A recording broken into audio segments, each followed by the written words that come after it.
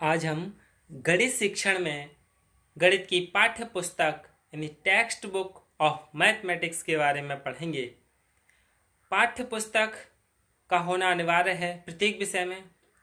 पाठ्य पुस्तक में विषय का संगठित ज्ञान एक विशेष क्रम में एक निश्चित स्थान पर संग्रहित रहता है यानी एकत्रित रहता है। पाठ्य पुस्तक के द्वारा छात्रों तथा शिक्षकों को यह ज्ञात होता है कि किस कक्षा में कितनी पाठ्य वस्तु या का अध्ययन एवं अध्यापन करना आवश्यक है।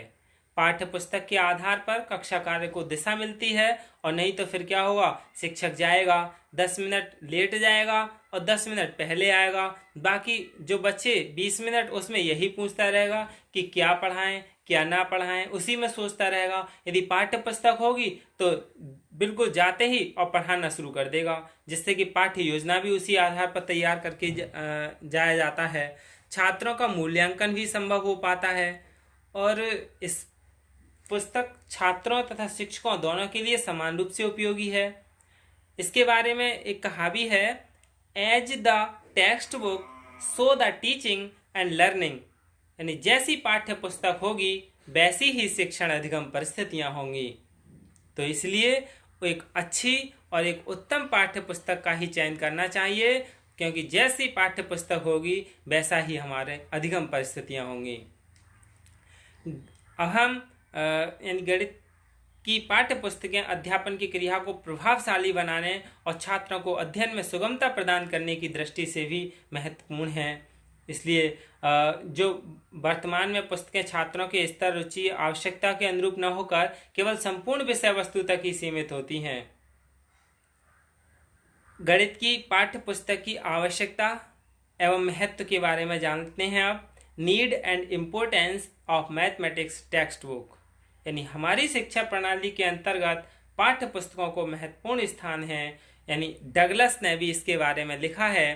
डगलस के अनुसार, in the analysis with great majority the text book is a potent determinate of what and how they will teach, यानी विशाल बहुमत के अंतिम विश्लेषण के अनुसार, यानी बहुत विश्लेषण करने के बाद लास्ट में क्या निष्कर्ष निकलता है कि शिक्षक क्या और कैसे पढ़ाए, इसकी शक्तिशाली निर्धारक सिर्फ पुस्तक है यानी टेक्स्ट बुक है।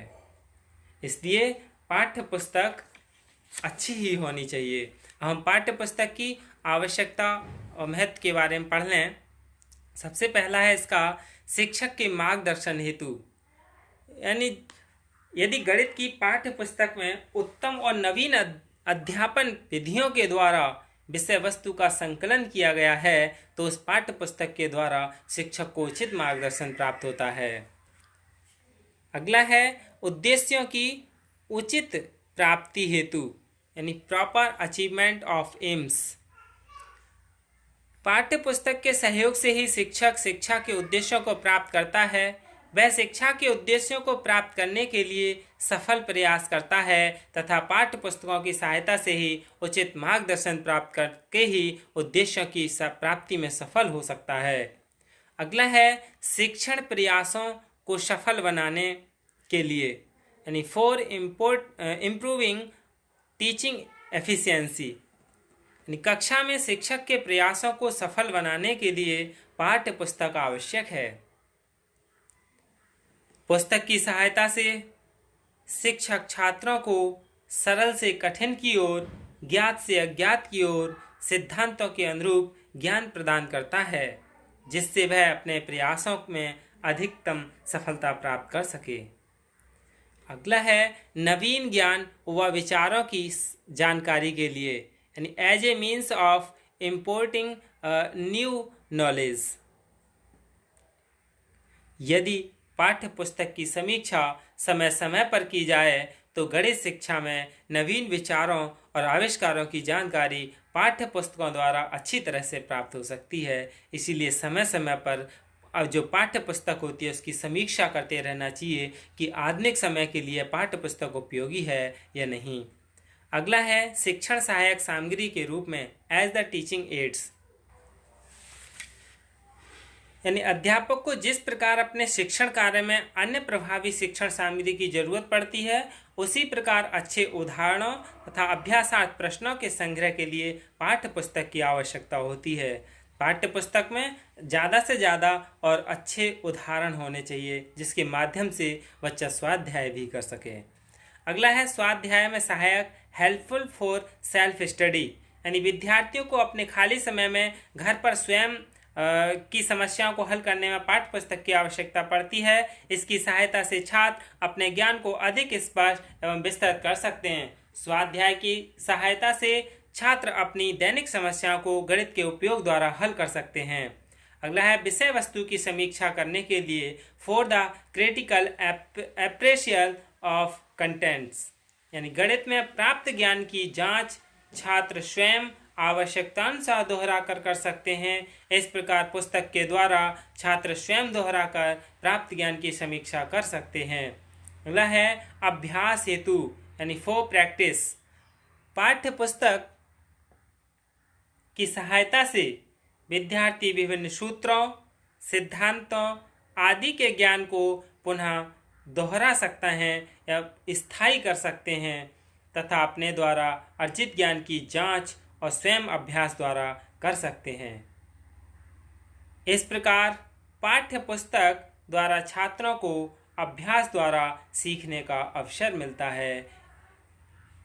पाठ्य पुस्तक प्रत्येक विषय के लिए जरूरी है, इसलिए हम कह सकते हैं कि गणित शिक्षण में शिक्षक व शिक्षार्थी दोनों के लिए पाठ्य पुस्तक अति आवश्यक एवं महत्वपूर्ण है।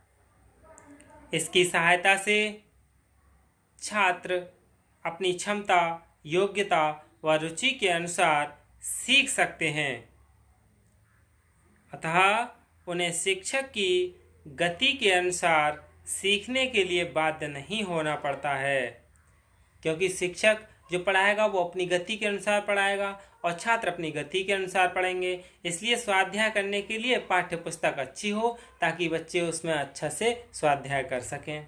लेकिन फिर भी पुस्तक शिक्षक का स्थान नहीं ले सकती, केवल शिक्षक के कार्य को अधिक उपयोगी एवं सरल बना सकती है, क्योंकि शिक्षक के बिना तो कोई चीज़ अच्छे से समझी नहीं जा सकती। गुरु का होना जरूरी होता है। गणित शिक्षण में पाठ्य पुस्तक का उपयोग शिक्षण सामग्री के रूप में छात्रों व शिक्षकों के मार्गदर्शन के लिए होता है। छात्रों को अभ्यास कार्य के लिए प्रश्न तथा समस्याएं एक स्थान पर संकलित मिल जाती हैं, जिससे छात्रों में स्वाध्याय की आदत का विकास होता है। क्योंकि जो पाठ्य पुस्तक होती है, अच्छी पाठ्य पुस्तक, उसमें जो भी प्रश्न और समस्याएं हैं वो सब उसमें होती हैं और हल भी होते हैं, उदाहरण भी होते हैं, और इससे छात्र स्वाध्याय करने की आदत धीरे धीरे पड़ जाती है। पुस्तक द्वारा समय की बचत एवं अनावश्यक प्रयासों से छुटकारा भी मिल जाता है। यही क्या है पाठ्य पुस्तक की आवश्यकता है और यही क्या इसके महत्व हैं। अब हम अगली बार पाठ्य पुस्तक की विशेषताओं के बारे में पढ़ेंगे। धन्यवाद।